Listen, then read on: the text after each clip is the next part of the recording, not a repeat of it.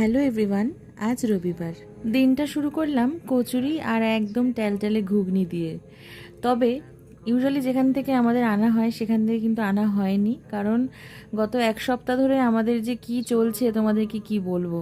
গত এক সপ্তাহ ধরে আমি বাদে প্রত্যেকজন ফ্যামিলি মেম্বারের জ্বর।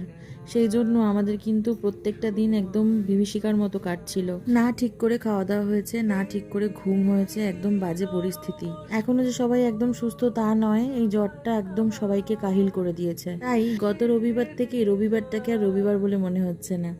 আজকেও তাই। আজকে অনেক দিন পর বাবা একটু সুস্থ হয়ে দাঁড়িয়ে তারপর গোটা সপ্তাহের বাজারটা করে আনলো, কারণ মাও তো অসুস্থ ছিল। কে আনতে যাবে?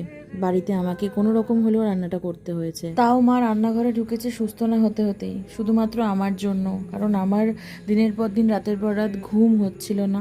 সব থেকে বড় কথা কি জানো, ঠাকুমার যে কোনো রকম ভাবে হেল্প নেবো, ঠাকুমাও কিন্তু একদম বিছানা সজ্জা ছিল। মানে এইরকম অসহায় আমার আগে কখনো লাগেনি। তো যাই হোক, এই কয়েকদিন ভালোভাবে খাওয়া দাওয়া হয়নি, শুধুমাত্র ফেনা ভাত বা অন্য কোনো খাবার একদম সিম্পলের মধ্যে দিয়ে গেছে, খাওয়া দাওয়া ঠিকঠাক হয়নি। তাই বাবাকে বলেছিলাম, বাবা একটু মাটন এনো, আমি একটু মাটন দিয়ে ভাত খাবো।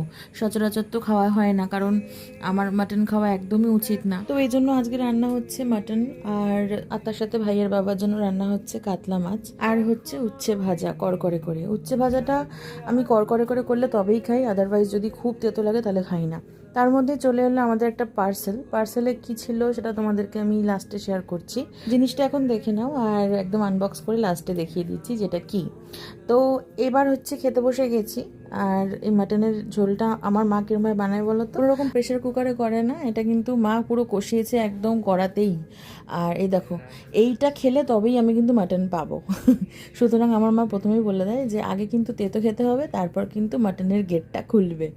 তো যথারীতি যাই হোক, এইবার হচ্ছে মাছের ঝোল আমাকেও দিল। যতই আমার জন্য মাটন হোক না কেন, বাবার ভাইয়ের জন্য যা যা রান্না করবে তাই তাই মা আমার জন্য রেখে দেয়।